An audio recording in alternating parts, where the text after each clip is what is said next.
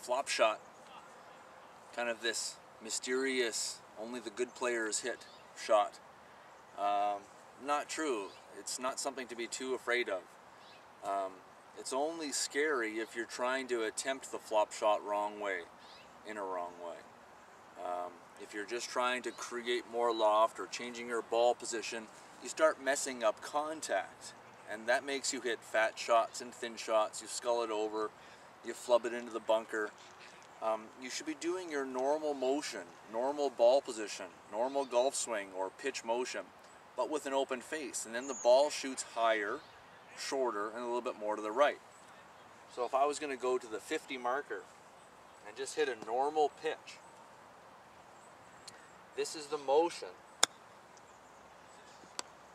that I'm going to do to flop it to the 40.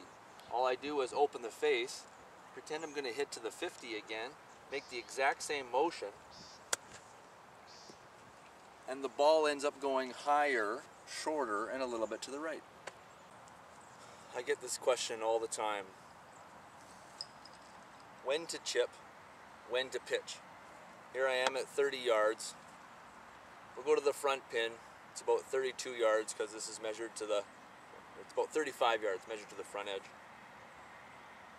And the question should be answered by your ability and the lie. The guys on TV aren't going to be using a 7-iron from here. They're probably going to use a sand wedge or 60 degree. They're not going to mess with the fringe. They're going to hit their pitch shot right to the green. And they're not going to mess around with the stuff in between. Okay? If the lie is bad and you're a 15 or a 20 handicap, you should be considering a 7-iron or a hybrid or maybe a 9-iron, something with less loft. Something that when you miss hit, say you top the shot, it doesn't go sculling over the green. If it's sitting in a little hole, consider something with less loft, a pitching wedge or 9-iron.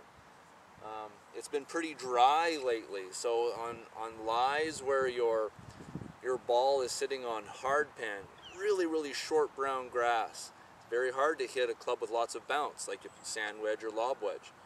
Consider a 7-iron. But someone with a high handicap, this is a really scary shot. Your 7-iron, it's a smaller swing. All you're doing is going to use like a putt motion, and you can totally top this and not mess up. Okay? Yes, we're from 30 yards, but you know, it's all about getting the job done.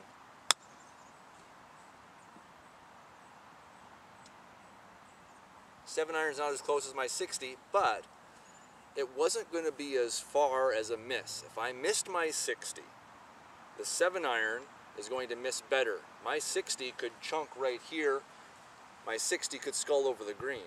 I wasn't going to, well, it's possible, but my handicap's low enough that probably 95 or 98% of the time I'm going to hit a good 60 or a good wedge shot. But if your handicap's high, consider your 7-iron from 30 yards. So this number changes all the time. Okay, if you're a 5 handicap, maybe that 7-iron is a little bit closer.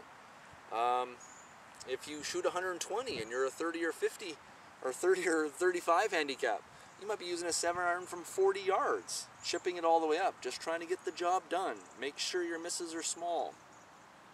Okay, no sense wasting a whole bunch of shots and hitting your sand wedge or pitching wedge because you saw on the Golf Channel that you're supposed to be using a pitching wedge or sand wedge.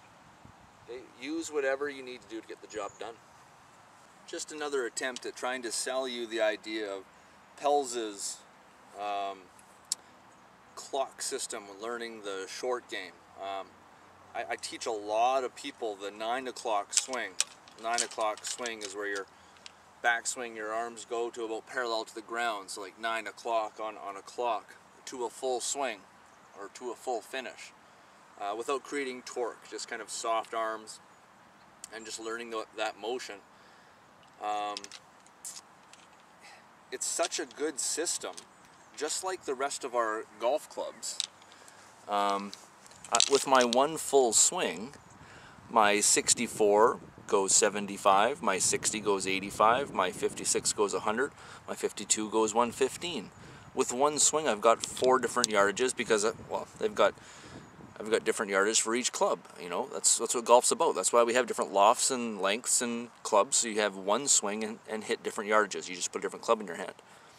Well, the idea behind this 9 o'clock swing is that you're just adding one kind of swing, then putting another whole row of different yardages. So my 64 9 o'clock swing, I'll go 40, 60 is 50, my 56 is 60, my 52 is 70. Those are my carry yardages. With one swing, I can learn the easy one swing just by, well, you can do it this way, having a camera facing you, seeing yourself do it. Look at the video and see if you've gone too long or too short. You can use a mirror, you can use a turned off TV and learn the swing. The 9 o'clock swing's pretty easy. You can do this probably in an hour, okay, and then perfect it over a lifetime. But you can learn it overall in less than an hour with someone's help, okay. You can also do and learn a 7:30 swing.